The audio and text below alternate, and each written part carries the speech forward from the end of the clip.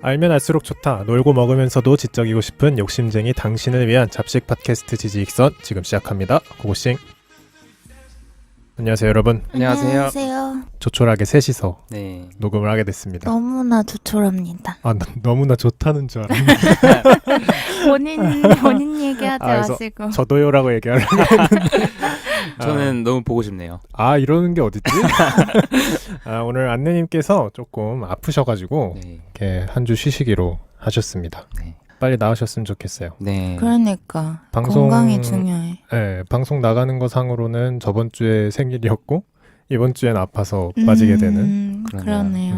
지금 듣고 계실 텐데 쾌차 바랍니다. 영상 편지야 뭐야? 그럼 저희 또 댓글 읽고 시작해 보겠습니다. 저 읽고 싶은 댓글이 있어요. 저희 첫 번째 정기 후원이 드디어 들어왔습니다. 와우. 그래서 애나닝님이 정기 후원을 시작해 주셨는데요. 이거 진짜 감격스러운 일 아닌가요? 그러게요. 사실 정기 후원이라는 걸 처음 받아봐서 그러니까. 그러니까요, 좀 원래 있었다는 거는 알고 있었는데 받아본 게 처음이니까 그러니까. 이게 어떻게 들어오는 거며 그러게요. 어떻게 이렇게 스텝을 밟으면 정기 후원이 되는 건지도 사실 저희 모르잖아요. 아직 모르죠. 네, 그래서 너무 신기하기도 하고 감사하기도 하고.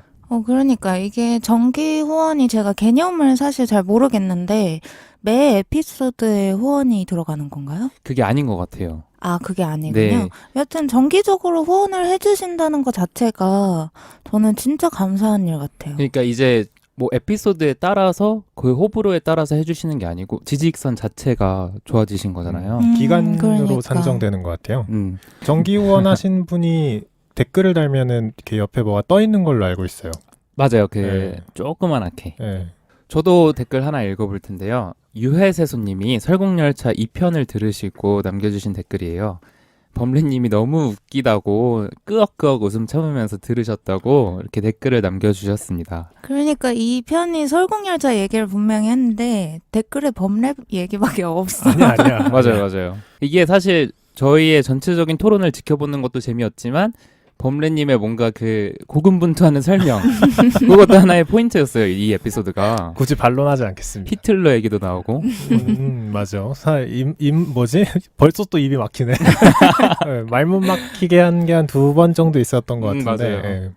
그리고 저는 댓글을 콕 집어서 읽진 않겠지만 설국열차 1편이 올라오고 그 다음 주에 2편이 올라왔잖아요. 그 사이에 이제 좀 괴롭다고 댓글을 많이 달아주셨어요.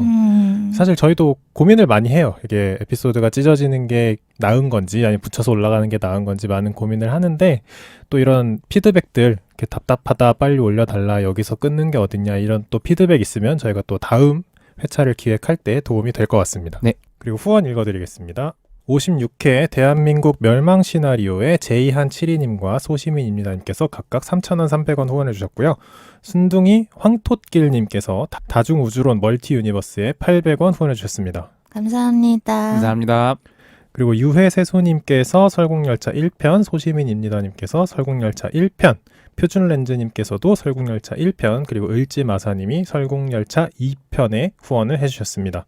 그리고 지직선 포에버님께서 되게 다양한 에피소드에 후원을 나눠서 해주셨어요. 이거 한번 읽어봐라 라고 약간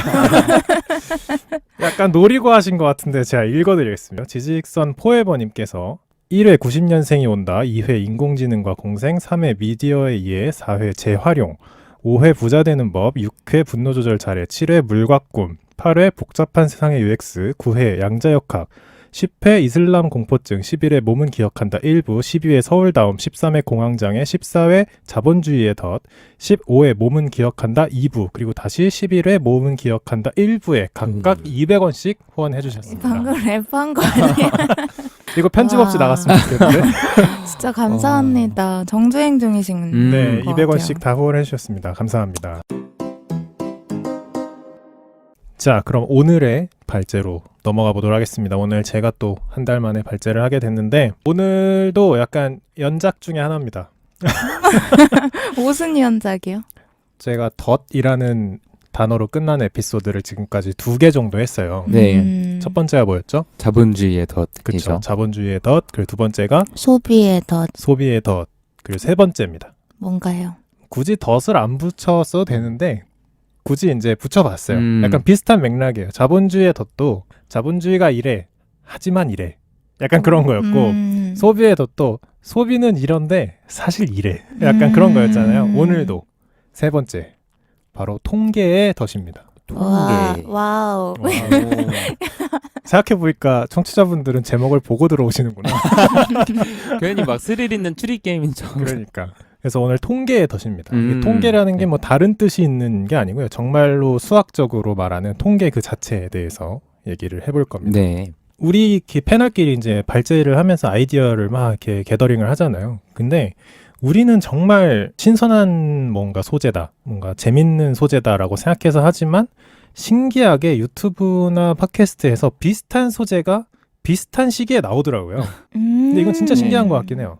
그러니까 제가 컴퓨터학 개론이라는 걸 했을 때 어디서 이런 걸 하겠어. 내가 컴공인데 그냥 해야지 약간 그렇게 했는데 유튜브에 비슷한 시기에 갑자기 폰노임만에 관한 막 영상이 올라오고 아. 다른 팟캐스트에서도 이제 막 컴퓨터 관련 얘기가 나오고 인공지능 얘기가 나오고 그리고 안느님이 아포칼립스에 대해서 하셨을 때도 다른 팟캐스트에서 또 아포칼립스 아, 얘기가 맞아요. 나오고 막 그랬었거든요. 그래서 이게 사람 생각이 다 거기서 거기구나. 약간 그런 생각이 드는 거예요. 그래서 남들이 안 할 만한 걸 해봐야겠다. 새로운 소재를 한번 해봐야겠다. 하고 아껴두던 게 이 통계의 덫이었습니다. 그래서 남들이 안 할 만한 거 하려고 지금 지구온난화 얘기와 엄청나게 지구온난화는 좀 유명한 소재고 그래서 오늘 통계에 대해서 한번 알아보는 시간을 가지려고 합니다. 쉬운가요? 쉽게 준비했어요. 그래서 오늘 그 소비의 덫에서 제가 활용했던 도서 중에 하나가 생각을 경영하라라는 도서가 있었는데 그 뒷부분에 있는 통계 파트가 조금 있어요. 그 통계 파트랑 제가 알고 있는 통계학적 아니면 확률과 통계에 관련된 수학적 지식을 좀 집대성해서 말씀드리려고 합니다. 자, 우리가 올바른 정보. 요즘은 좀 정보가 팩트 싸움이잖아요. 막 가짜 뉴스네, 가짜 정보네 하면서 팩트를 가져와라. 팩트가 확인된 정보만 선별적으로 취득하겠다. 이런 약간 뭐 네티즌이나 아니면 실제로 오프라인에서도 그런 좀 컨센서스가 있는 것 같아요. 그 얘기는 즉 팩트를 가져오라고 하는 게 대부분 통계 자료예요. 그렇죠. 네네. 그리고 실제로 기사에서도 이 기사에 뭔가 공신력을 올리기 위해서 통계 자료를 굉장히 자주 인용해요. 맞아요. 뭐 어디서 만든 통계가 이러하니 네. 이게 맞다. 라는 뭐 오피니언이 있다든지 사람의 주장을 뒷받침하는 팩트의 근거로서 통계가 자주 인용됩니다. 거기에는 우리가 다양한 통념을 가지고 있을 거예요. 그 중에 하나가 수학은 거짓말을 하지 않는다는 통념. 그러니까 수학엔 거짓말이 없죠. 1 더하기 1은 2잖아. 네. 1 더하기 1을 뭐 3이라고 할 수도 없는 거고 마이너스 1이라고 할 수 없으니까. 그리고 숫자에는 해석의 여지가 없다는 통념. 뭐 예를 들어서 뭐 어떤 회사가 전분기 대비 마이너스 23%의 성장을 했다. 그래서 이 기업은 위기다. 라고 얘기했을 때 그 마이너스 23%라는 게 바뀔 수 없다는 그런 통념. 그리고 예전에 그 쿠마님께서 진행하신 유튜브는 도서를 읽을 수 있는가였나? 뭐였지? 유튜브는 책을 집어삼킬 것인가? 거기서 어디서 정보를 얻으시냐고 저한테 질문을 해주셨는데 제가 그때도 얘기를 했어요. 저는 맞아요. 통계 자료를 주로 봅니다. 근데 약간 인간의 심리 중 하나예요. 이 회사의 성과는 이전보다 얼마나 향상되었습니까? 이렇게 물어봤을 때 한 2배 정도요? 이렇게 대답하는 것보다 2.54배 증가했습니다. 라고 얘기하면 똑같은 얘기거든요, 사실. 근데 더 신뢰감을 가져요. 그렇죠. 정확한 숫자를 말할수록 더 신뢰감을 높게 가져가요. 하지만 통계는 아주 정교하게 꾸며진 거짓말이라는 얘기를 하려고 합니다. 아니 그러면 거기서 보통 정보를 얻으시는 범래님은 지금 그걸 속고 알고 계신다. 속고 살아오셨네요? 이 사람들 다 내 그 울타리 안에 있네. 마지막에 그래서 올바르게 통계 자료를 보기 위한 그런 행동 지침 5가지 정도를 알려드릴 거예요. 오, 좋아요, 좋아요. 이미 한 발 앞서 있구만. 그럼 우선 우스갯소리로 한번 시작을 해보겠습니다. 안 웃기기만 해봐. 웃긴 얘기가 아니고요. 우스갯소리. 아니, 피식하는 정도? 면접관이 물어봅니다. 2 더하기 2는 무엇인가요? 그럼 수학자가 대답합니다. 4입니다. 정확하게 4입니다. 회계학자가 얘기합니다. 4입니다. 10%의 증감을 고려해도 평균적으로 4입니다. 경제학자한테 물어봅니다. 2 더하기 2는 무엇인가요? 갑자기 경제학자가 자리를 박차고 일어나서 문을 잠그고 창의 블라인드를 모두 내린 다음에 면접관의 옆에 앉아서 이렇게 얘기합니다. 몇이 되길 바라십니까? 이게 오늘 할 얘기입니다. 되게 임팩트가 있네. 이게 이제 도서에 나오는 예시예요. 통계가 얼마나 거짓말인가에 대한 예시인데, 자, 그래서 오늘 이런 얘기를 하기 앞서서 좀 수학적인 지식이 좀 있어야 돼요. 이제 얘기를 풀어나가려면. 그래서 오늘 수학에 대한 얘기를 먼저 하고 시작하도록 하겠습니다. 아니 근데 죄송한데 방금 하신 우스갯소리는 이해를 했어야 되는 건가요? 경제학자가 원하는 숫자를 만들어준다는 거 아니에요? 맞아요. 아. 교묘하게? 결국 웃긴 얘기는 정말 아니었네요. 이걸 굳이 짚고 그 얘기 하려고 싶어서. 지금 아니 정말 제가 잘못 이해했나 해서. 그래서 우선 기본적으로 확률과 통계에 대해서 한번 알아보도록 하겠습니다. 네. 확률과 통계라는 단어 자체는 굉장히 친숙하죠. 단원이잖아요, 확통. 심지어. 확통. 그쵸, 단원명이잖아요. 바로 그 수학 단원이죠. 사실 확률과 통계를 모르면은 이야기를 나가기가 좀 어려워서 간단하게 얘기를 해볼 겁니다. 확률이라는 게 무엇인가라고 하면은 사람마다 다양한 얘기를 할 수 있지만 간단하게 얘기하면 모분포를 알고 있을 때 그 안에서 나올 수 있는 경우의 수를 얘기하는 겁니다. 네? 자, 어렵잖아요. 네. 자, 모분포라는 거는 모든 경우의 수라고 생각하시면 돼요. 그 안에서 어떤 경우의 수가 있을 수 있는지를 뽑아내는 게 확률입니다.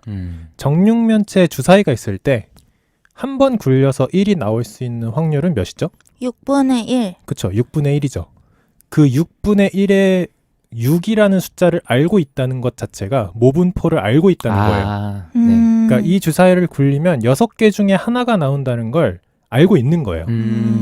그럼 통계라는 건 뭐냐면 표본이 주어졌을 때 모분포를 추정하는 방법이에요. 반대로 얘기하면 무언가를 굴렸어요. 근데 1이 나왔어. 근데 여러 번 굴렸는데 6번 중에 한 번 정도 1이 나와요. 그럼 이 주사위는 몇 면체라고 예측할 수 있죠? 6면체. 6면체겠거니 하고 예측할 수 있죠. 이게 이제 우리가 통계를 사용하는 방식인데 그러면 그러니까 2,000명 통계를 냈는데 그게 뭐 5천만 명으로 확산될 수 있다라고 생각하는 게 그런 거예요? 그 얘기도 조금 있다가 수학적으로 증명을 해드릴 겁니다. 자, 그래서 우리가 확률을 표본 추출한다고 얘기를 해요. 샘플링이라고 단어를 많이 쓰죠.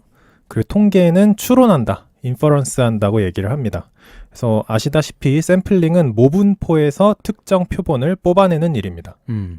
방금 정육면체 주사위 얘기를 했듯이. 그리고 추론은 표본들을 이용해서 모분포를 추정하는 거예요. 예를 하나 들어보면 한 반에서 30명 중에 25명이 오른손잡이였다. 그럼 전체 학교의 오른손잡이는 얼마나 될까? 이런 거죠. 근데 이 추론, 그러니까 통계를 이용한 추론과 이런 거는 인류가 가지고 있는 유일한 수단인데 어떤 유일한 수단이냐면 미래를 예측할 수 있는 유일한 수단이에요. 우리가 예를 들어서 10분의 1 확률로 어떤 사건이 계속 일어나요. 그럼 내일도 10분의 1 확률로 그런 사건이 일어날 수 있다고 예측할 수 있잖아요. 그렇죠. 그리고 굉장히 정확도가 높을 수도 있고 그래서 통계와 추론이라는 거는 인류가 가진 유일한 예측 수단입니다. 그래서 이걸 또 많이 활용을 하고요. 근데 이게 예측이라는 게 얼마나 어려운 거냐면 아까 통계의 그 정의를 뭐라고 했냐면 표본이 주어졌을 때 모분포를 추정하는 방법이라 그랬어요. 근데 우리 세상은 사실 모집단, 모분포를 알 수가 없어요. 왜요? 너무 많잖아요. 예를 들어서 전체 인구 중 대한민국 전체 인구 중 30대이면서 자영업을 하는 사람들이 지금 정치권에 대해서 어떻게 생각할까? 너무 많구나. 네, 표본이 너무 많아요. 표본이 너무 많고 그 많은 표본을 다 모아서 물어봤다고 해도 이게 진짜 전부일까? 를 알 수가 또 없는 거예요. 이게 꼭 사람이 아니더라도 개체, 개미를 연구한다, 아니면 사회 현상을 연구한다고 해도 모집단을 전수검사한다는 건 말이 안 돼요. 그리고 실제로 모집단이 어디까지냐라는 거를 디파인하는 것도 굉장히 어려워요. 그래서 현실적으로 모집단을 전체 다 전수검사하는 게 어렵기 때문에 통계를 이용해서 추론을 하는 겁니다. 적당히 이 정도겠지 이러면서. 자, 이제 기본적인 것부터 시작해 볼 텐데 처음에 시작할 건 평균입니다. 다 더해서 n으로 나누기. 맞아요. 그거를 이제 산술 평균이라고 합니다. 우리가 흔히 알고 있는 평균인데. 기하 평균? 맞아, 그것도 있는데. 저기요. 산술 평균 먼저 할게요. 네. 앞서가나요? 우리가 흔히 알고 있는 평균인데 모든 표본의 값을 더하고 그 표본의 개수로 나눠줍니다. 네. 우리가 자주 사용하는 이유고 우리가 자주 사용하는 곳이 시험 성적의 평균. 아, 그렇죠. 학생 때부터 많이 하죠. 그 다음에 기하 평균, 지오메트릭 민이라고 하는데 산술 평균의 다른 이름이 합의 평균이에요. 기하 평균의 다른 이름은 곱의 평균입니다. 그러니까 아까 합을 다 해서 나눈 게 산술 평균이라고 했잖아요. 이거는 다 곱해서 루트를 취합니다. 그러니까 제곱근을 구하는 거죠. 다 곱해서 루트를 취하면 그게 바로 기하 평균이 됩니다. 근데 왜 루트를 취해요? 그 산술 평균은 왜 n으로 나눠요? 랑 똑같은 질문인데 그렇게 정의되어 있어요. 자, 이걸 어디 사용하냐면 이런 거예요. 어떤 기업이 동일한 증가율로 2년 연속 성장해서 첫 해에는 5% 성장을 하고 두 번째 해에는 10%의 성장을 했다. 그럼 2년간 연평균 성장률은 얼마인가?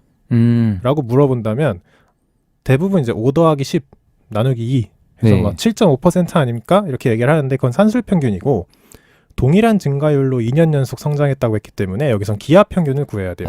그래서 7.07% 이렇게 2년 연속 성장했다라고 하는 게 정답입니다. 신기하다. 하나가 더 있어요. 이제 조화 평균이라는 게 있는데 네. 이거 들어보셨죠? 아니요, 처음 들어봤어요. 고등학교 때 배워요. 이과만 배우는 거 아니에요? 맞아. 배웠으면 어떡하려고 그런 얘기를 하는 거야? 그러게요. 아니야. 나 전혀 기억이 저도 안 나는데. 확신합니다. 안 배웠다고 확신합니다. 그래요? 예. 네. 내가 이과에서 배웠나? 어쨌든 조화 평균이라는 게 있어요. 하모닉 민이라고 하는데 이게 굉장히 정의가 어려워요. 역수의 산술 평균의 역수. 그런 건 듣도 보도 못했어. 인생 처음이야, 인생 처음. 자, 이런 거는 언제 쓰냐면 사실 우리가 평균 구하는데 왜 역수를 취해야 되지? 라고 생각할 수 있는데 목적지까지 자동차가 갈 때는 10m/s로 가요. 네. 올 때는 20m/s로 왔어요. 네. 그럼 전체 여정의 평균 속력이 얼마일까? 네. 해볼 수 있잖아요. 그럼 또 사람들이 10 더하기 20 나누기 2 해서 15 아니에요? 이렇게 얘기하는데 여기서 간과하면 안 되는 거는 10m/s로 이동할 땐 더 오래 갔겠죠. 네. 20m/s로 빨리 왔을 땐 조금 더 시간이 덜 걸렸을 거고. 그래서 이거를 시간으로 치환해야 돼요. 그러니까 분모에 있는 걸 분자로 끄집어 올린 다음에 평균을 매겨야 되거든요. 그래서 평균을 매겼으면 다시 걔를 분모로 내려야겠죠. 네. 그래서 역수의 산술 평균의 역수를 구해야 되는 거예요. 와, 따라갈 듯 못 따라갔어요. 이거 소식 좀 적어주세요. 그래요. 근데 여기 이해할 필요 없어요. 그러니까 통계에 대한 얘기를 하기 위한 기본적인 이제 확률 통계 이론들을 얘기하는 거예요. 그래서 미터/세크의 분모인 시간을 평균 낸 다음에 다시 역수를 취하는 건데 그래서 13.33m/s가 정답입니다. 이게 약간 소금물의 농도 구할 때도 비슷하게 쓰이는 그건가요? 그렇죠. 화학에서 얘기하는 그런 것도 그럼 배웠네요, 저희. 하고 하는 거죠. 조용히 해. 여기까지는 사실 그냥 한 소리예요. 사실 평균은 오늘 얘기가 많이 안 나오고요. 가장 중요한 걸 하나 얘기할 건데 조건부 확률이라는 게 있습니다. 네. 혹시 아십니까? 어디선가 들어본 것 같아요. 이건 확실히 저도 배웠어요. 확실히 들어본 것 같아요. 약간 베이즈 이런 사람. 맞아요. 네. 내가 똘기입에서 베이즈가 나올 줄 몰랐네. 저도 제 입에서 나올 줄 몰랐네요. 그렇죠. 베이지안 정리가 여기서 네. 나오죠. 네, 베이지안 정리가 나오는 건데 이거 사실 이렇게 팟캐스트로 이해시키기가 굉장히 어렵긴 해요. 이게 약간 벤 다이어그램도 살짝 활용되고 그러지 않아요? 처음에 배울 때 막 벤 다이어그램 그려서 네. 막 이렇게 하는 건데 제가 쉽게 예시를 들어 설명을 해드릴게요. 자, 이 얘기를 듣고 반박해 보세요. 자동차 사고로 사망한 사람의 40%는 안전띠를 매지 않았다고 합니다. 뭐 여기서부터 이렇게 갸우뚱하고 있으면 안 돼. 다시 얘기해 줄게요. 자동차 사고로 사망한 사람의 40%가 안전띠를 매지 않았다고 합니다. 벌써 반박해야 되는 거예요? 아니에요. 근데 뒤집어서 얘기하면 자동차 사고로 사망한 사람의 60%는 안전띠를 매고 있었다는 얘긴데 그럼 안전띠가 더 위험한 게 아닙니까? 라는 질문을 반박하는 거예요. 이게 이제 조건부 확률을 아느냐 모르느냐의 그런 질문의 기로에 있는 그런 질문이거든요. 저 좀 알 것 같아요. 그게 아닐까? 안전띠를 안 매고 있었던 사람은 적었던 거죠. 오, 비슷하게 가고 있어요. 그런데 그 중에서 사망한 사람이 많은 거고 비슷하게 가고 있습니다. 안전띠를 맨 사람은 많은데 그 중에서 사망한 사람이 적은 거지. 그러니까 안전띠를 매야 돼. 사망률을 근데 그렇다. 무슨 말인지 맞아요. 알겠죠. 저도 설득 당했어요. 저는. 지금 비슷하게 가고 네. 있어요. 앞에서 얘기한 자동차 사망사고 사람들 중에 안전띠를 매고 있는 사람이 얼마고 매지 않은 사람이 얼마다. 그러니까 안전띠가 더 위험한 거 아니냐라는 인과가 안 맞는 거예요. 아, 지금 설명할 수 있어요. 그래요. 그러니까 자동차 사고 사망률이라고 얘기를 하면 안 돼. 맞아요. 그죠? 오. 맞아요. 제대로 된 설명을 필요로 하시는 분들이 계실 것 같은데, 자, 여기서 중요한 건 아까 얘기했잖아요. 자동차 사망사고가 난 사람 중에 40%는 안전띠를 안 매고 있었다. 60%는 매고 있었다. 이 퍼센테이지가 장난입니다. 왜냐하면 자동차 사고가 이미 났고 그 중에 안전띠를 맨 사람이 60% 뭐 안 맨 사람이 40%라는 뜻이지. 이게 안전띠가 매고 있을 때 사망하는 확률이 낮아지나요라는 거랑 완전 다른 얘기예요. 그게 왜 다른 얘기냐면 안전띠를 매고 있으면 사망 확률이 줄어드나요를 얘기하려면 정확히 들으세요. 자동차 사고가 났을 때 안전벨트를 매고 있는 확률을 구해야 되는 게 아니라 안전벨트를 매고 있을 때 사망 사고 확률을 구해야 되는 거예요. 그렇지. 반대잖아요. 뒤바뀐 거네요. 이게 조건부 확률이에요. A 했을 때 B의 확률. 이게 조건부 확률이거든요. 그래서 우리가 아까 10명 중에 4명이다. 그럼 10분의 4 하잖아요. 네. 이 아래에 있는 10이 바뀌는 거예요. 예를 들어서 10명 중에 4명인데 이번에는 5명을 추렸어. 네. 어떤 조건을 줘서 키가 175 이상인 사람만 추려. 근데 5명이었어. 그 중에도 4명이었어. 그럼 5분의 4가 되겠죠. 네. 그게 조건부 확률이에요. 키 175 이상 중에 를 했을 때 5분의 4가 됐으면 10분의 4랑 다르잖아요. 네. 이게 조건부 확률입니다. 조건을 주고 그 조건으로 모분포를 바꿔요. 그 조건에 해당되는 사람들로. 사람이 아니더라도 사건들로. 네. 그리고 나서 확률을 다시 구하는 거예요. 그래서 제가 방금 말씀드렸던 어쩌고저쩌고 했는데 안전벨트는 별로 좋은 게 아니지 않나요? 라는 게 말이 안 된다는 거예요. 이거를 좀 재밌는 예시를 제가 갖고 왔는데 코로나에 좀 대입을 해서 생각해 볼게요. 네. 지금 한참 난리잖아요. 코로나 검진 키트가 99%의 정확도를 가지고 있다고 해요. 예를 들어서 여기 나오는 통계 진짜 수치 아닙니다. 그냥 제가 갖고 온 거예요. 알겠습니다. 코로나 검진 키트가 99%의 정확도를 가지고 있다고 한다.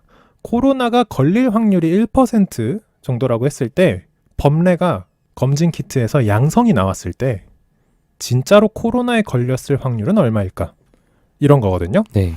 이제 좀 뉴스를 좋아하시는 분들은 최근에 코로나 검진 키트에 가짜 양성이다. 이러면서 기사가 많이 나왔을 거예요. 그러니까 키트에는 양성이라고 나왔는데 여러 번 재차 검사를 해봐서 최종적으로 음성이 되는 분들이거든요. 근데 그게 검진이 잘못된 게 아니에요. 실제로 검진 키트는 확률이 99%로 이렇게 정확도가 있다라고 얘기하는 거지 100% 키트는 없어요. 근데 우리가 여기서 생각해야 되는 게 99%의 정확도라는 게 무슨 의미인지를 생각을 해봐야 돼요. 99%의 확률로 양성을 보여준다라는 의미는 코로나가 걸린 사람, 그러니까 진짜로 걸린 사람을 밝혀내는 것 플러스 네. 코로나가 아닌데 양성이라고 나오는 것까지 포함된 게 99%인 거예요. 그러니까 정확도가 99%인 얘기는 1%의 틀릴 확률이 있다는 얘기잖아요. 네. 그러니까 음성인데 양성이라고 나오는 사람도 포함이 된 거예요. 99% 안에는. 그러면 제가 방금 머릿속으로 확률을 여쭤보셨을 때 100분의 1 곱하기 100분의 99를 했는데 틀린 식인 거네요? 네네, 틀렸어요. 사실 그렇게 간단하게 나오는 문제는 아니에요. 그래서 이제 계산을 해보면 양성일 확률이 1.9% 정도가 나와요. 네. 그러면 이제 우리가 생각을 다시 해야 돼요. 자, 99%의 정확도니까 1%에 걸린다며 1% 99% 곱하면 되는 거 아니야? 이렇게 생각을 하는데 그게 아니라 모분포가 바뀌어야 돼요. 양성인 사람 중에 검진 키트를 통해서 양성이 나온 사람 중에 실제로 코로나가 걸린 사람의 확률을 구해야 되는 거예요. 근데 사실 이해하실 필요는 없어요. 그러니까 그런 거라는 거예요. 전체 사람 중에 양성이 나올 확률을 구하는 게 아니라 검진 키트를 한번 검사를 받고 양성이 나오고 그 사람 중에 진짜 코로나 양성인 사람을 구하면 양성이 나왔다고 해도 실제 코로나의 확률은 50%밖에 안 됩니다. 약간 이거 청취자분들 들으시다가 멘붕 오시는 분들 몇 분 계실 것 같아. 네. 그러니까 어쨌든 이제 여기서 얘기해야 되는 건 조건부 확률이 뭔지를 알고 가시는 거예요. 조건부 확률이라는 거는 분모 자체를 바꾸는 거예요. 사실 방금 전 문제를 이해하지 않으셔도 되고 제가 생각하기엔 편집해도 될 것 같아요. 내가 보기엔 아까 그 안전벨트가 훨씬 나은 것 같아요. 자, 이제 통계 관련해서 하나 또 얘기를 해볼 건데 아까 평균에 대해서 얘기를 했잖아요. 네. 이번엔 중앙값, 중앙값. 다른 말로는 중위값이라고 얘기하는 거에 대해서 얘기를 해보겠습니다. 혹시 아시나요? 네. 가장 큰 점수와 가장 작은 점수를 더해서 2로 나누나? 그게 중앙값이에요? 아, 이거예요?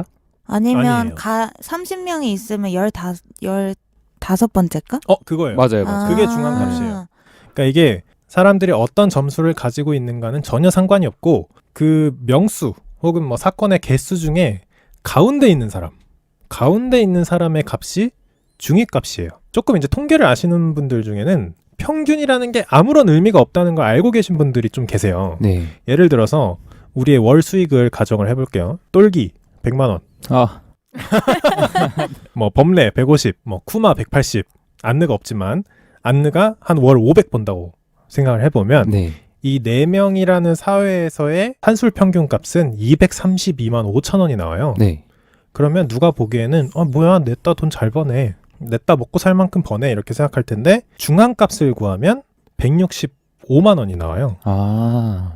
그러니까 이게 짝수명이기 때문에 이제 가장 가운데 있는 두 명의 평균을 내야 되거든요. 그렇게 보면은 갑자기 안느의 500만 원이 확 퇴색되고 좀 적은 쪽으로 포커스가 맞춰지잖아요. 더 현실을 잘 반영한 거네요, 이게? 더 현실을 잘 반영할 때가 있어요. 중위값이. 어떨 때요, 이게? 그게 아웃라이어라고 하죠. 방금 안느가 월 500 번다 그랬잖아요. 네. 그런 식으로 극단값이 있는 거예요. 아. 그러니까 이게 막 그런 거 나오잖아요. 평균 근로자의 뭐 평균 월급이 몇백만 원을 돌파했다. 네. 뭐 몇 년 만에 최초다. 아무 의미가 없는 거예요. 이게 전체 근로자들의 이익을 대변하지 못하는 거예요. 평균은. 오케이. 중위값 딱 때리면 훨씬 낮을 수도 있어요. 낮을 수도 있는 게 낫겠죠. 그쵸. 거기엔 임원도 포함될 거고 근로자니까 뭐 아니면 근로소득을 버는 모든 사업자가 다 포함될 테니까. 네. 다음으로 넘어가면은 통계 법칙 두 가지를 말씀드릴 건데 하나가 대수의 법칙입니다. 대수의 법칙. 큰 수의 법칙. 맞아요. 여기 다들 지금 대수라고 했잖아. 이거 모르는 사람도 있을 거예요. 나도 옛날에 몰랐고 그냥 대수의 법칙 이렇게 암기식으로 외웠지 그게 진짜 큰 수라는 걸 전 몰랐었거든요. 학생 때. 그래서 실제로 영어 이름도 Law of Large Numbers예요. 진짜 큰 수의 법칙인데 이게 무슨 법칙이냐면 무작위로 뽑은 표본의 평균이 모집단의 평균과 가까울 가능성이 높아진다. 뭘 하면 표본을 많이 뽑을수록. 사실 어떻게 보면 너무 당연한 얘기예요. 그쵸. 예. 그런 거예요. 뭐 주사위를 이렇게 하나 굴리지 말고 네. 6,000개를 굴려 한 번에. 아니 동작이 너무 6,000개를 굴려 한 번에. 할 수 있을지 모르겠지만 물고기 잡으신 줄 알았어요. 6,000개를 굴리면 이 정육면체의 확률과 비슷하게 나올 거예요. 그 결과가. 네. 그 얘기거든요. 이건 좀 친숙하다. 그래서 이걸 이제 어렵게 얘기해서 이제 표본의 평균이 모집단의 평균으로 극한에서 수렴한다라고 수학에서 표현을 하죠. 네. 근데 간단히 얘기하면 표본을 많이 뽑을수록 그 모집단과 유사해진다는 뜻입니다. 너무 당연한 얘기. 자, 그리고 두 번째, 극한 중심 정리, 센트럴 리밋 시오렘이라고 하는데 독립 확률 변수 n개의 평균의 분포는 n이 적당히 크다면 정규 분포에 가까워진다는 정리인데 이게 무슨 얘기냐면 아까 표본을 막 많이 뽑으면 모집단이랑 비슷해진다 그랬잖아요. 네. 주사위를 막 6,000개씩 굴린다 그랬잖아요. 알고 보면 6,000개까지 안 필요한 거야. 몇 개 정도 던지면 가까워질까를 생각한 거예요, 사람들이. 대신에 이제 정규분포라는 가정하에. 그러니까 정규분포라는 건 그런 거예요. 뭐 사람의 키, 전 국민 사람의 키를 평균을 내면 가운데가 제일 많겠죠, 사람들이. 네네. 평균값에 해당하는 사람들이 제일 많을 거고 양극단으로 갈수록 사람이 적겠죠. 그래서 이게 XY축의 그래프를 그려보면 종 모양이 나온다고 표현을 해요. 가운데가 볼록한. 네, 가운데가 볼록하고 극단으로 갈수록 작아지는 네. 종 모양. 이걸 이제 정규분포라고 하는데 다시 주사위를 던지는 문제로 돌아와서 주사위를 6,000개까지 굴릴 필요가 없을 것 같은 거예요. 그럼 몇 개 정도 굴리면 내가 이게 주사위의 확률과 비슷해진다는 걸 알 수 있을까를 이제 막 고민을 해봤는데 뭐 사실은 몇백 개가 필요해요. 몇백 개일 수도 있고 뭐 이제 사건이 많아지면 몇천 개일 수도 있는데 정말 최소 내가 여기까지는 양보 못해 하는 수학자들의 최소가 한 30개 정도 됩니다. 30번만 던져도요? 네, 주사위가 무슨 주사인지 몰라. 6면체인지 8면체인지 12면체인지 모르지만 30개 정도를 던져보면 아 내가 던진 게 무슨 6면체 주사인지 무슨 면체 주사인지 알 수 있다는 거예요. 그렇게나 적게요? 사실 적긴 해요. 더 많을수록 좋죠. 네. 그리고 또 그렇지만 진짜 여기가 마지노선 마지막이다. 30개. 이게 좀 시사하는 바가 있는 게 가끔 우리가 살다 보면 그런 얘기를 해요. 야, 내 주변에는 이렇게 생각하는 애들밖에 없는데 도대체 이렇게 생각 안 한다는 애들은 도대체 누구야? 이런 얘기를 많이 해요. 친구들끼리 정치 얘기를 하든 사회 현상에 대한 얘기를 하든 회사 얘기를 하든 내 주변엔 그런 애들 없던데 어쩌고 저쩌고 얘기하잖아요. 그런 얘기를 하려면 최소한 30명의 얘기는 들어봐야 된다는 얘기예요. 친구가 30명 정도는 있어야 된다. 근데 친구는 또 유유상종이니까 좀 무작위로 30명 정도를 뽑아서 얘기해보면 대충 여론을 알 수 있다라는 걸 좀 생각해 볼 수 있어요. 자, 여기까지 힘겹게 확률과 통계 이론의 약간 맛만 봤어요. 진짜로 통계에 대해서 한번 얘기를 해봅시다. 지지익선의 통계를 내왔습니다. 오, 재밌겠다. 기대돼. 거짓말이라는 걸 밝혀내기 위해서 지지익선의 이런 통계 자료를 통해서 제가 통계를 추출을 해왔고 우와. 통계 작성일 기준 이런 것도 써있죠. 기사 보면 네. 통계 작성일 기준 5월 24일 조회수와 좋아요, 댓글 건수, 후원 건수, 후원 금액 총 5개의 기준으로 제가 통계를 뽑아왔습니다. 제가 얘기할 것은 총 4가지 정도고요. 첫 번째, 순위의 거짓말. 이제 지지익선이 하나의 이제 뭐 사업체다 혹은 뭐 기업이다라고 생각하고 자, 지지익선의 지속 가능성을 위해서 가장 인기 있는 에피소드를 만들어내는 패널은 누구인가? 네. 이런 기사가 나왔다고 생각해봐요. 통계를 이렇게 냅니다. 조회수, 좋아요, 댓글 개수, 후원 건수, 후원 금액 5개의 기준으로 순위를 쫙 매겨요. 네. 조회수 기준, 뭐 안느 1위, 뭐 누구 2위, 뭐 이렇게 쭉 순위를 매깁니다. 각 5개에 대해서. 그렇게 해서 그 모든 순위를 더해요. 예를 들어서 조회수에서 안느가 1위. 근데 뭐 다른 4개의 기준에서도 다 안느가 1위. 그럼 다 더해서 5잖아요. 네. 그 합이 적을수록 높은 거겠죠. 음. 그렇게 해서 총합을 구했을 때 누가 가장 지지익선에서 인기 있는 에피소드를 만들고 있느냐 이런 걸 이제 통계를 뽑은 거예요. 오. 1위가 누굴까요? 안느. 안내. 안느죠. 안느가 모든 기준에서 좋아요, 뭐 조회수, 댓글, 후원 건수, 후원 금액 모든 팩터에서 1위입니다. 다. 듣고 네. 있나 안느? 전체 1위. 축하해요. 그래서 총합이 5. 그래서 전체 1위고요. 그 다음으로 범례, 쿠마, 하몽, 특집편, 슐라, 똘기순입니다. 제가 꼴찌예요 그러면? 네. 자, 이렇게 낼 수 있는데 그럼 이제 땡땡일보 하면서 이제 타이틀 쫙 나오는 거예요. 모든 통계 기준에서 1위를 차지한 안느. 역시 지지익선의 대들보답다. 이런 타이틀이 딱 나오면서 너무 있을 법해. 그럴싸하다. 기사에 딱 들어가면 순위들 나랩이 쫙 돼 있고 총합해서 5의 볼드체 딱 들어가 있고 안느 딱 써 있는 거예요. 네. 그럼 이제 뭔가 신빙성이 있어 보이죠. 근데 과연 이 통계가 옳은 통계일까요? 어떻게 안 오를 수가 있지? 틀릴 건덕지가 있어요? 자, 이제 틀린 게 뭔지 얘기해 드릴게요. 우선 가장 인기 있는 에피소드를 만들어내는 패널을 구하는 게 목적이었잖아요. 네. 그리고 총 5개의 기준을 세웠어요. 여기서는 모든 기준들의 상대적인 중요도가 동일하다는 가정이 깔려 있는 거예요. 네. 조회수, 후원 금액, 후원 건수, 댓글 수, 좋아요 수가 다 똑같이 중요하다. 네. 라고 동일한 가중치가 매겨져 있다는 가정이 있는 거고요. 이것부터가 우선 틀린 거죠, 사실.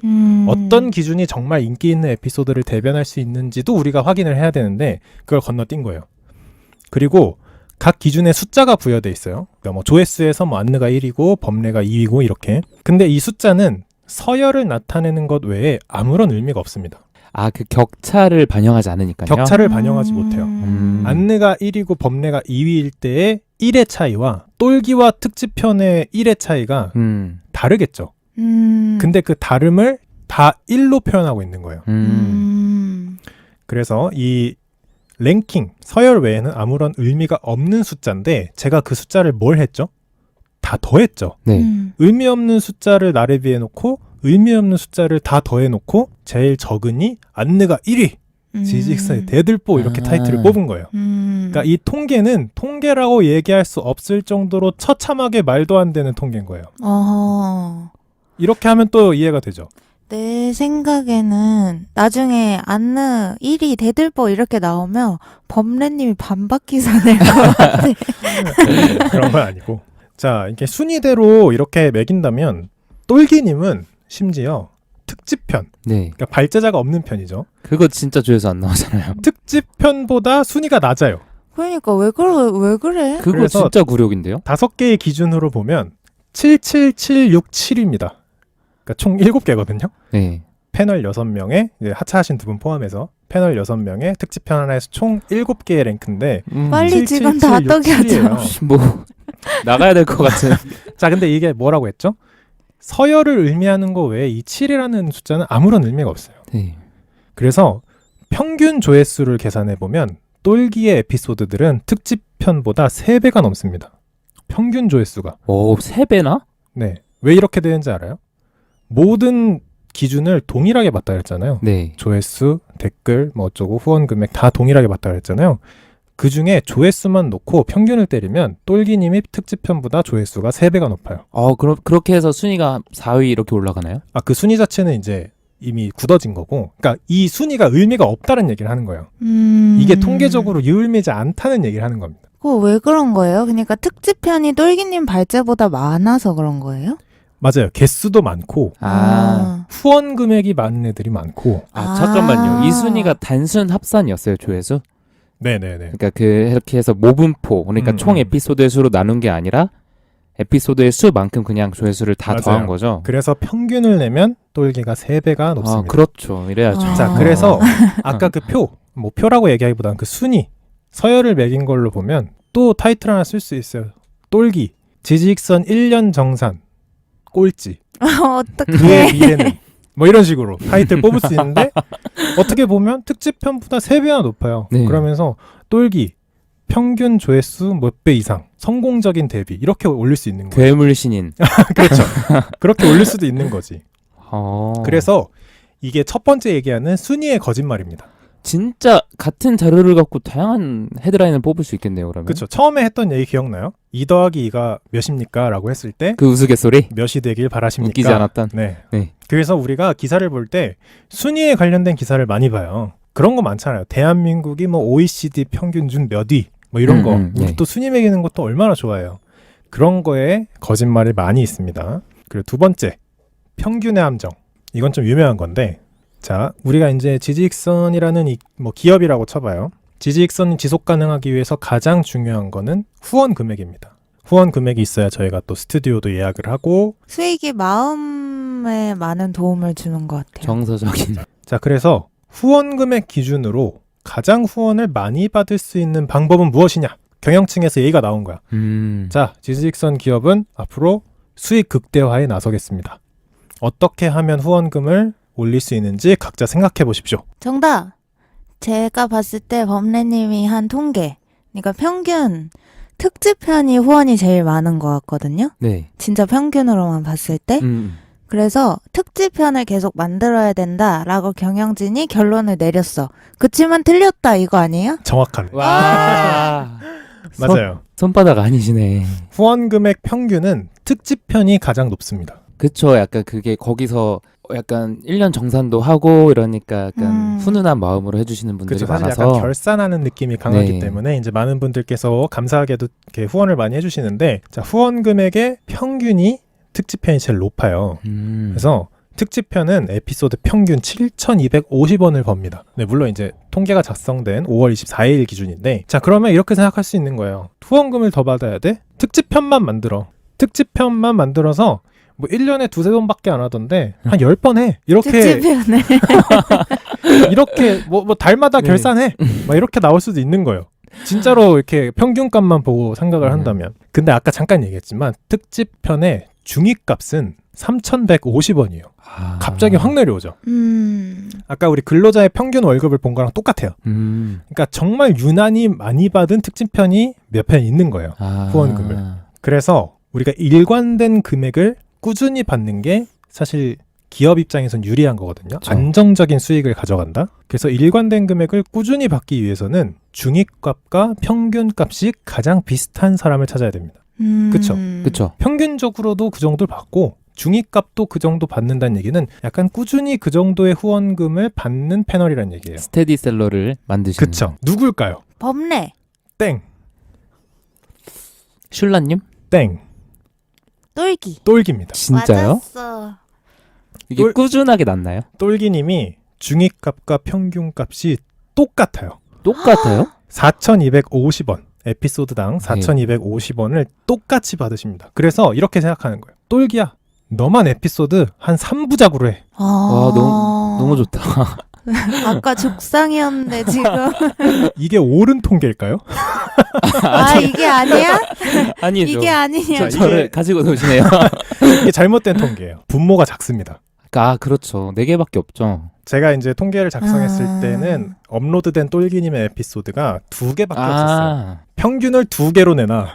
그러네. 둘 중에 중위값을 찾나. 다를 수가 없네요. 다를 수가 없어요. 자, 근데 진짜 나쁘다 당신. 타이틀 뽑긴 좋잖아요. 그쵸. 꾸준한 수익을 하는 똘기. 그가 지직선의 대들보다. 아니 지금 똘기님이 너무 좋아했는데. 롤러코스터 타는 기분이에요, 지금. 자, 이걸 이제 흔히 통계에서는 단순 비교의 함정이라고 얘기하는데 그래서 똘기가 빠져야 돼요. 분모가 너무 작기 때문에. 개수가 너무 작기 때문에. 개수가 꽤 있고 중위와 평균이 가장 비슷한 사람은 쿠마입니다. 나구나. 쿠마의 에피소드가 평균 4,575원, 중위값이 3,700원으로 지지익선 운영에 가장 큰 도움을 주고 있습니다. 스테디셀러입니다. 그럼 그거는 누구예요? 중위값과 평균값의 격차는 크나 평균값이 크신 분, 그러니까 효자 에피소드가 많으신 분. 접니다. 뭐야 왜 이렇게 우습게 말해? 네, 좋은 게 아닐 수도 있어요. 그러니까 이게 물론 좋은 에피소드에 좋은 후원금을 많이 주신 건 저는 감사한데 이제 중위값이 제가 500원이에요.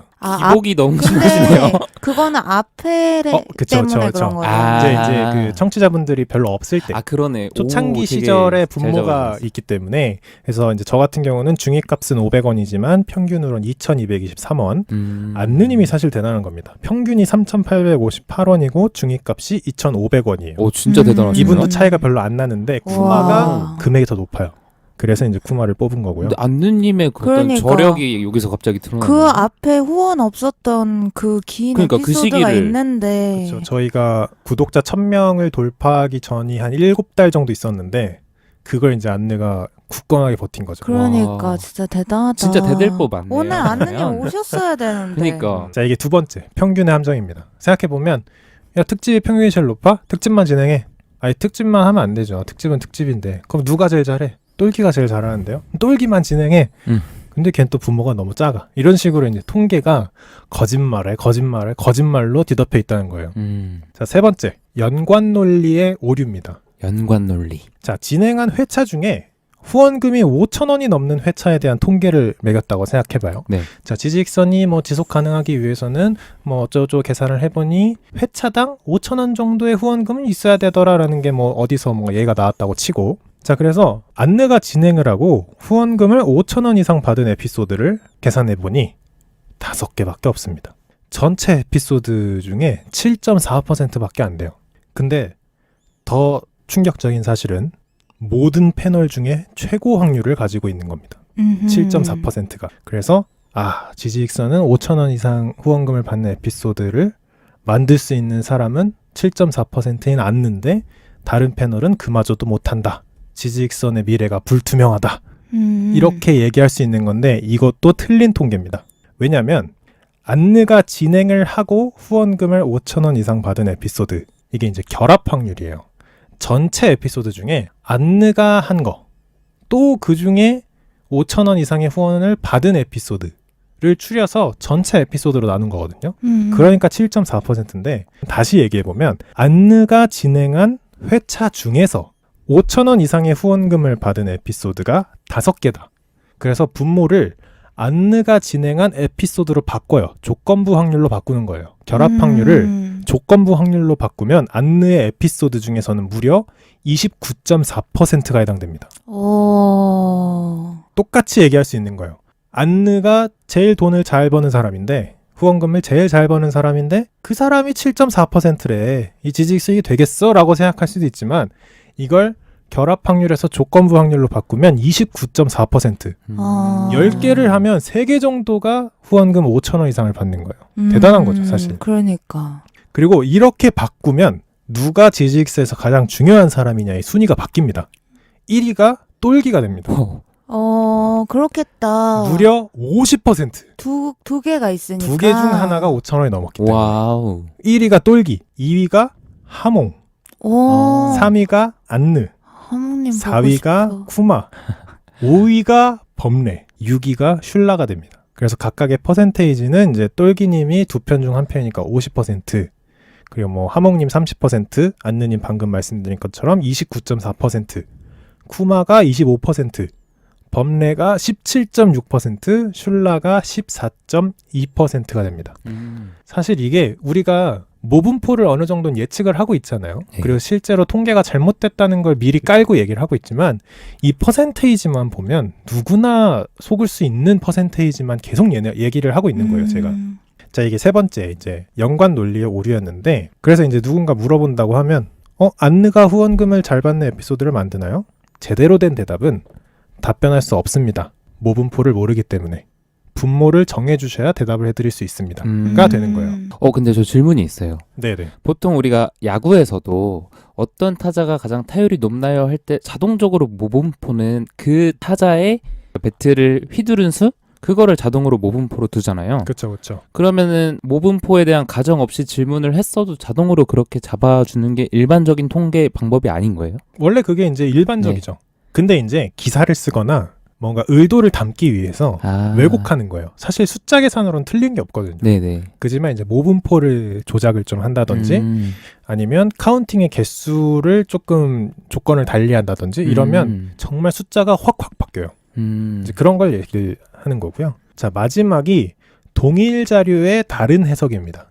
사실 뭐 지금까지 계속 얘기한 게 이런 건데, 지금 제가 낸 통계는 통계를 작성한 기준일자 5월 24일 기준으로 똑같아요. 자료는 똑같은데 제가 어떻게 뽑아내느냐에 따라 똘기가 꼴찌도 됐다가 1등도 됐다가 대들보가 됐다가 객원이 됐다가 막 이렇게 하는 거거든요. 객원. 이게 동일 자료의 다른 해석인데 이렇게 얘기를 해볼게요. 지지익선의 재생 요청수, 저희가 이제 재생 요청수가 통계로 나오는데, 지지익선의 재생 요청수는 전년 동기 832회에서 6,486회로 연간 679% 6배 이상 상승했습니다. 지지익선 1년 만에 6배 상승. 파죽지세. 이렇게 타이틀 뽑을 수 있겠죠. 네. 다르게 얘기해 볼까요? 지지익선의 재생 요청수는 전분기 대비 6,112회에서 6,486회로 6.1%의 미미한 상승에 그쳤다. 라고 똑같이 얘기할 수 있어요. 작년이 아니라 전분기라고요? 전분기이기 때문이에요. 비교 대상이 달라요. 그러니까 이것도 똑같이 모분포가 달라요. 분모가 다른 겁니다. 이렇게 얘기하면 뭐 당연한 얘기 아니야? 이렇게 생각할 텐데 기사에 똑같이 있어요. 예를 들어서 지금 정권이 기업에게 잘해주고 있다. 그래서 기업들이 성장하고 있다. 이걸 좀 강조해야 된다. 그러면 전년 동기를 가져와요. 전년 동기 결과를 가져오거나 네. 아니면 전분기나 전년 중에 더 높은 애. 그걸 가져오고 뭔가 이 정권이 기업을 혹사시킨다. 기업을 어렵게 한다라고 하면 둘 중에 작은 애를 가져와서 타이틀로 뽑아요. 그것도 이제 언론사의 성격 따라 다르겠죠. 이제 이 얘기를 들으셨으니까 보이실 거예요.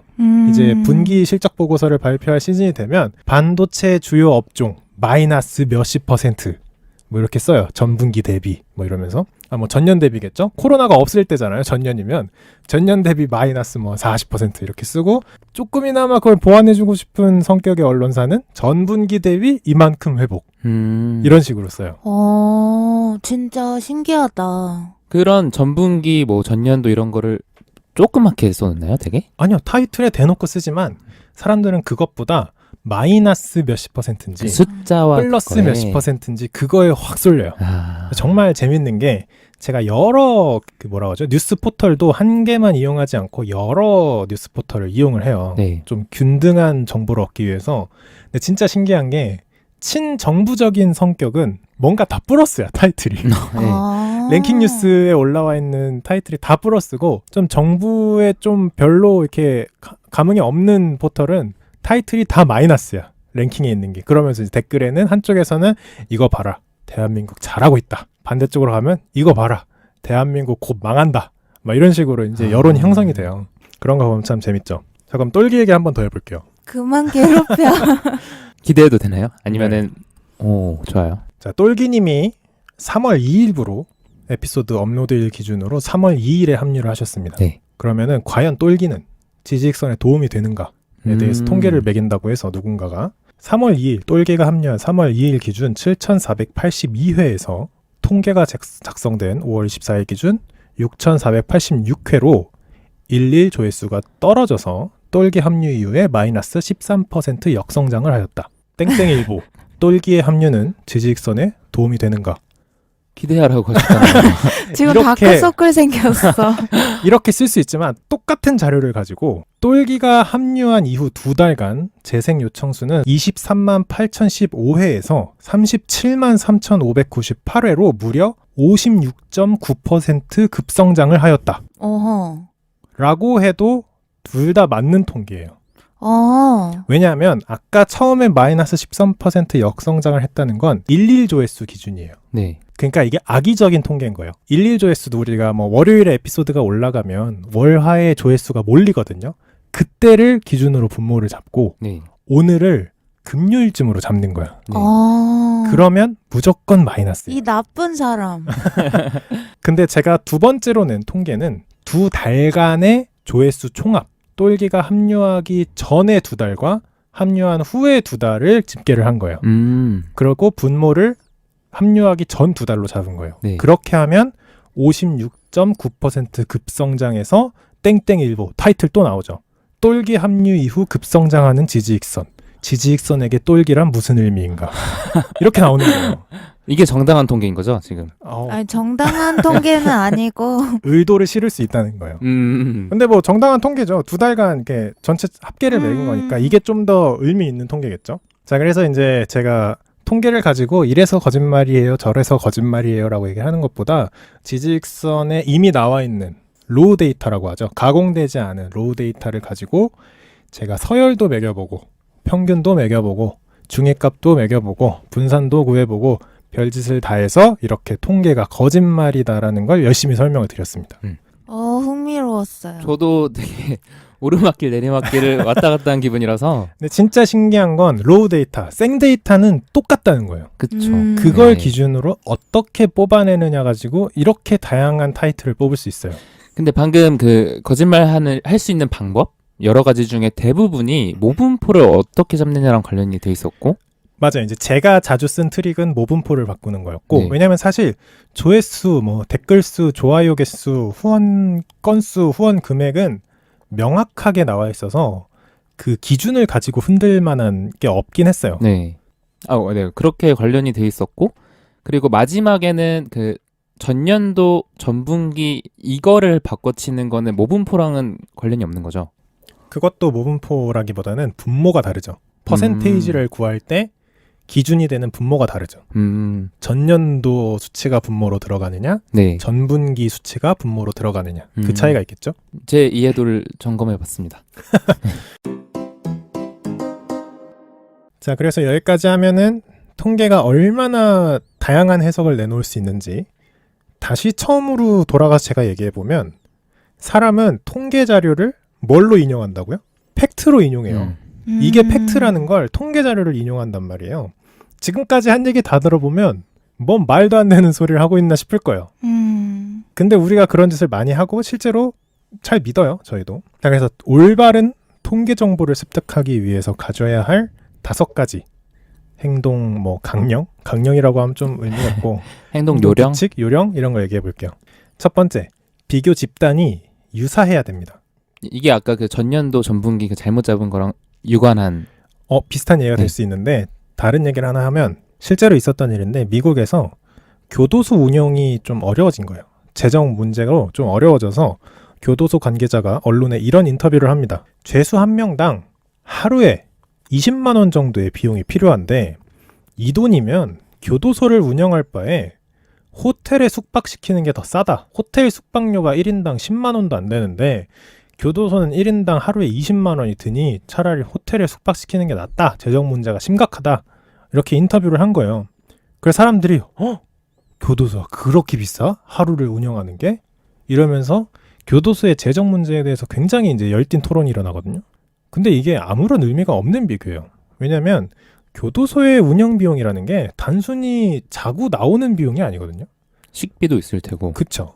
먹이고, 입히고, 재우고, 감시하고, 교화하고, 분리시키고, 교육시키고, 노동시키고, 세탁도 해야 되고 그 모든 부대 비용을 다 합친 게 하루에 20만 원인 거지. 절대 호텔처럼 침대에서 자고 나오는 게 이렇게 20만 원이라는 얘기가 아닌데 이렇게 인터뷰를 딱 해버리니까 사람들 머릿속엔 호텔보다 비싸다고? 그것만 이제 머릿속에 박혀 있는 거예요. 그러니까 이거는 통계적으로 유의미하지 않은 비교예요. 그래서 동일하지 않은 집단 두 개를 비교하는 건 아무런 의미가 없습니다. 그 비교 자체가 성립이 안 돼요. 아까 그런 거랑 비슷한 거예요. 막 순위를 매겼잖아요. 근데 막 1위와 2위의 차이라는 1, 그리고 6위와 7위라는 그 차이라는 1이 동일하지 않다. 그거랑 똑같은 거예요. 두 번째, 비교하고자 하는 집단의 특성이 올바르게 정의되어 있는지 확인해야 됩니다. 자, 이게 아까 잠깐 얘기했던 건데, 자, 이런 거 이제 기사 타이틀에 딱 뜹니다. 대한민국 실업률 OECD 국가 중 몇 위, 상위권. 뭐 이런 기사가 떠요.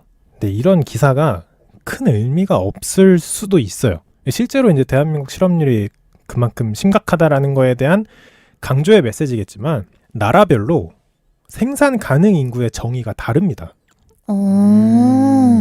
그리고 취업이 됐다 안 됐다의 정의도 달라요. 알바도 취업이냐에 따라서 해석하는 나라가 다 다르고요. 그리고 그렇기 때문에 분자와 분모가 모두 다르기 때문에 실업률이라고 하는 통계 퍼센테이지가 완전히 다른 성격이에요. 비교는 가능하겠죠. 똑같이 분자를 산출하고 분모를 산출했으니 퍼센테이지가 나오긴 나와요. 아까 그 교도소랑은 좀 달라요. 뭔가 퍼센테이지라는 비율이 나오는데 그 비율이 대표하는 메시지가 나라마다 다 달라요. 근데 그걸 열심히 이렇게 서열화해서 나래비 해보면 대한민국이 상위권이네. 타이틀 하나 나왔네. 타이틀 딱 뜨는 겁니다.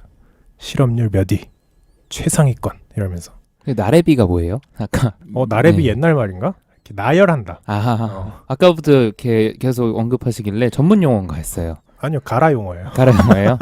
그래서 비교가 가능하지만 그 정의가 다른 경우가 많기 때문에 해외 통계와 비교하는 국내 통계 자료는 정말 유심히 봐야 됩니다. 어디서 산출한 건지, 주관사가 어딘지, 동일한 기준으로 산출했는지 꼭 확인하셔야 돼요. 자, 세 번째, 이건 좀 GGX에서 자주 나왔던 건데 상관관계와 인과관계가 다르다는 것. 실제로 경영학계에서는 이런 얘기가 있습니다. 불경기에는 미니스커트가 많이 팔린다. 실제로 있는 말이에요. 제가 지어낸 말이 아니고. 그리고 실제로 미니스커트가 많이 팔리면 불경기가 올 거라고 예측하는 분들도 있어요. 근데 이건 상관관계지 인과관계가 아니에요. 그래서 이거를 좀 아리송한데 그럴 수도 있지 않을까라고 생각하신다면 달리 얘기하면 아이스크림이 많이 팔리면 상어의 공격을 받는 사람이 늘어난다. 이것도 맞는 상관관계예요. 유의미한 그 비례를 나타내거든요. 여름이라서죠, 사실은. 여름이고 날이 더워서 해수욕을 하는 사람이 많아져서 상어 출몰 지역에서도 사람들이 출입을 하게 되면서 상어에 물리게 되는 거겠죠. 이건 우리가 뭔가 인과를 따라갈 수 있지만 미니스커트랑 불경기 떠오르는 인과가 없잖아요. 근데 세상엔 이런 상관관계를 주장하는 기사가 굉장히 많습니다. 상관관계는 맞는데 인과관계인 것처럼 얘기하는 기사들. 완전히 막 까마귀 날자 배 떨어진다 수준까지는 아닌데 상관은 있는데 상관이 있으나 약하더라도, 그러니까 까마귀 날자 배 떨어진다가 완전 상관이 없는 쪽이라면 네. 완전 상관이 있는 쪽은 뭐 아까 얘기한 것처럼 사람들이 상어 출몰 지역까지 해수욕을 즐기기 때문에 상어에 많이 물린다. 이게 완전 상관관계가 높은 쪽, 이게 양극단이라고 한다면 그 사이 사람들이 인과관계가 바로 떠오르진 않지만 그래 뭔가 관계가 있을 것 같은데 싶은 거가 타이틀로 많이 나와요. 자, 총 5개 중에 4번째인데요. 아까 열심히 얘기했던 조건부 확률과 결합 확률의 네. 차이입니다. 이건 좀 신기하지 않았나요? 아까 막 퍼센테이지가 막 7%였다가 결합 확률일 때는 그러니까. 조건부 확률로 바꾸니까 막 20몇 %로 올라왔잖아요. 흡연자의 대부분은 통계적으로 남성이다. 그러니 남성 대부분은 흡연자다. 이게 맞는 명제냐는 거예요. 틀린 명제입니다. 이게 흡연자 대부분이 남성이라는 얘기는 모든 사람 중 흡연자는 남성이 몇 %라는 얘기고 남성 대부분이 흡연자라는 얘기는 분모가 남성으로 바뀐 거예요. 그러네. 전체 사람 중 흡연하는 남성의 퍼센테이지가 앞에 거였고 남성 중 흡연자가 뒤에 거예요. 그러니까 분모 자체가 다르기 때문에 두 개 퍼센테이지 갖다 놓고 이봐 남자들 다 담배 피잖아 라고 얘기할 수 없다는 거예요. 이거 조금 더 사회에 민감한 주제로 가져오면 성범죄자 가해자의 다수가 남성이다. 네. 그렇기 때문에 남성 대부분은 성범죄자의 가해자가 될 수 있다. 이게 지금 좀 사회적으로 예민한 문제잖아요. 그러네. 물론 이 문장 자체가 말하는 메시지는 뭔지는 알겠어요. 하지만 진짜 이과생 눈으로 보면 뭔가 비문인데? 약간 그런 느낌이 있는 거죠. 딱 그 네. 정도 비유. 비문인 것 같은. 네. 비문이지만 무슨 말을 하고 싶은지는 네, 알겠다. 네. 그런 거죠. 그래서 뭐 똘개님이 여러 번 얘기하셨지만 모수가 바뀌는 순간, 네. 모분포가 바뀌는 그 순간, 분모가 바뀌는 그 순간을 포착하셔야 돼요. 그때 딱 느껴야 돼요. 잘못된 통계다. 그걸 느껴야 됩니다. 그리고 마지막 5번째. 이거 가장 중요합니다. 사실 1, 2, 3, 4 아무것도 중요하지 않을 수 있어요. 내가 언제 통계를 보고 이거 분모가 잘못됐네. 이거 성격 정의가 잘못됐네. 네. 비교 집단이 다른 것 같은데? 이런 생각을 언제 하겠어요? 그런 생각할 찰나가 어딨어. 무조건 그 숫자에 우선 꽂히겠죠. 그렇죠. 그래서 5번째가 제일 중요합니다. 누가 통계를 작성했는지를 꼭 확인하세요. 누가 작성한 통계인가? 국가가 작성한 통계면 국가에 유리하게 서술할 수밖에 없고요. 네. 국가에 반감을 가진 신문사라면 국가에 반하는 통계 자료를 만들 수밖에 없어요. 아까 얘기한 것처럼 똘기에게 악의를 품은 사람이 통계를 내면 똘기는 지지익선에 도움이 안 되는 객원이 되는 거고요. 정말 똘기를 지지하고 응원하고 싶은 사람이 통계를 내면 괴물신인. 그치, 괴물신인, 슈퍼루키 그런 게 되는 거예요. 전분기 대비냐 전년동기냐 그런 것처럼 이 통계를 누가 작성했으며 어떤 의도를 가지고 작성했는지를 항상 의심해야 됩니다. 네. 제가 이제 그걸 열심히 하는 수단 중 하나가 여러 포털의 기사를 한꺼번에 읽는 거예요. 나라의 대소사가 있을 때 그걸 통계로 해석하는 기사가 굉장히 많이 나와요. 뭐 예를 들어서 뭐 기본소득이라고 쳐봐요. 네. 기본소득 딱 하면 바로 나오는 기사 뭐죠? 대한민국의 부채, 예산. 재정 건전성. 그렇죠. 그런 네. 거. 그러면서 다른 나라 대비, G20 대비, OECD 대비 엄청 쏟아져 나와요. 지금 얘기한 걸로 조합해서 기사 내면 한 120개 만들 수 있을 거예요. 그렇죠. 그걸 정말 눈을 똑바로 뜨고 봐야 돼요. 그런 거에 타이틀에 휘둘리면 안 되고 그 기사를 정말 한 줄 한 줄 다 읽어야 되고 거기에 나오는 인포그래픽 같은 그런 그래프도 어디서 낸 건지 뭘 기준으로 낸 건지 X축, Y축이 뭔지 그걸 다 봐야 돼요. 이게 막 특히 외국이랑 비교한 인포그래픽 보면 한국이 엄청 크게 막 태극기 딱 그려져 있으면서 막 그래프 막 하늘 뚫고 지나가거든요. 정말 그게 하늘 뚫을 정도로 비례하는 퍼센테이지인지 그런 것도 봐야 돼요. 근데 이거를 지금 말씀해주신 5가지 마지막 네네. 건 좀 쉽지만 그거를 다 하면서 우리가 통계를 독해할 수 있나요? 사실 어렵죠. 그리고 아까 얘기한 것처럼 막 똘기가 7이고 뭐 도움이 안 된다라고 했을 때 그게 정말 맞는 통계일까를 의심하면서 거슬러 올라오는 건 굉장히 어려울 수 있어요. 그렇죠. 왜냐하면 로우 데이터, 기본이 되는 이 로우 데이터가 없기 때문에 네. 다른 통계를 만들어 볼 수 없어서 굉장히 어려운데 그런 건 가능하겠죠. 이 통계가 잘못된 통계일 수도 있다. 다른 통계를 낸 기사를 찾아봐야겠다. 그런 이제 약간 합리적 의심? 그런 게 필요하겠죠. 자, 그래서 오늘 긴 여정 동안 통계의 세상에서 한번 놀아봤습니다. 정말 놀았나요? 재밌지 않았나요? 재밌었어요. 재밌었어요. 네, 언제 한번 이제 성함은, 그러니까 닉네임은 까먹었는데, 범래님께서 공대적인 주제나 이과적인 주제를 자주 해주셨으면 좋겠어요. 이런 댓글이 한번 있었어서 또 준비를 예전부터 하고 있었고, 지금쯤 나오면은 다른 소재랑 겹치지도 않으면서 좀 괜찮은 에피소드가 되겠다 싶어서 좀 준비를 해봤습니다. 그럼 소감 얘기하고 마무리하도록 하겠습니다. 이게 진짜 제목이랑 딱 찰떡같이 어울리는 그런 오늘 에피소드였고 진짜 덫에 걸렸어요. 그러니까요. 덫에 걸렸다가 빠져나왔다가 이렇게 했는데 통계가 약간 사진이랑 비슷한 것 같아요. 사진도 우리가 정확히 그 모습을 담기 때문에 사진은 정말 현상을 그대로 반영해 우리가 이렇게 믿지만 사실 그 사진도 프레이밍을 하는 거이기 때문에 팩트를 그대로 반영한다고 보기에는 좀 어려울 수 있잖아요. 그러니까 통계도 요거랑 약간 비슷한 과학적인 어떤 신빙성은 가지고 있으면서 얼마든지 의도를 담아서 좀 다른 모습을 보여주는 게 가능한 그런 도구인 것 같아요. 이거를 제대로 이해할 수 있는 어떤 능력까지는 아니더라도 이런 게 있구나 이런 거를 배우기에 되게 좋은 에피소드였던 것 같습니다. 제가 최근에 그런 기사를 읽은 적이 있는데, 우리의 눈이 사실은 엄청나게 흔들린대요. 저도 들어봤어요. 네. 그러니까 뇌 속에서 엄청나게 흔들리는 이미지인데, 그거를 뇌가 쫙 이렇게 이어서 붙여준다고 하더라고요. 하나의 흐름으로 만들어서. 그러면서 못 보는 부분이 생기고, 그리고 내 이제 기억대로 막 조작 편집하는 부분이 생기는데, 내가 눈으로 들어오는 거는 사실이겠죠? 그러니까 엄청나게 많은 숫자들이 있는데, 그 중에서 이제 내가 어떻게 잘 이렇게 이어 붙여서 하나의 흐름으로 만들어낼 것인가, 이런 얘기를 통계 얘기로 재미있게 할 수 있었던 것 같고, 개인적으로는 그 고등학교 때 확통 배운 기억을 굉장히 떠올리면서 들었습니다. 재미있었어요. 다 끝나고 나니까 산술 평균, 기하 평균 다 필요 없었죠?